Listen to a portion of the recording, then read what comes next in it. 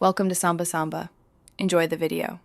You start in the Gmail app. Make sure you're signed into the account where spam arrives. Open the spammy message or long press 1 to select several. This speeds the process. Tap the three-dot menu in the upper right to expose actions, block sender, report spam, or report phishing. You do this to teach Gmail the sender is unwanted and to improve its filters. Once the menu appears, choose block to stop future messages from that address and take the next step. Now you choose block and confirm. Blocking stops emails from that specific address.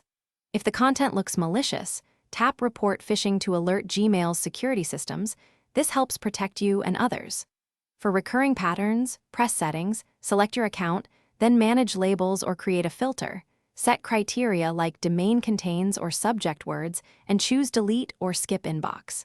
These filters act before messages land in your inbox, so make sure the rules match what you see. Finish by creating precise filters for domains, words, or headers and assigning delete or skip inbox as the action. This cleans future mail automatically. Make sure to test with one message pattern first and adjust rules if you accidentally catch wanted mail. If things go wrong, open Gmail on the web, visit filters and blocked addresses to edit or remove rules. The web interface shows every filter clearly. Remember to whitelist important contacts, so filters don't delete messages. Thanks for watching. Consider subscribing if we helped you.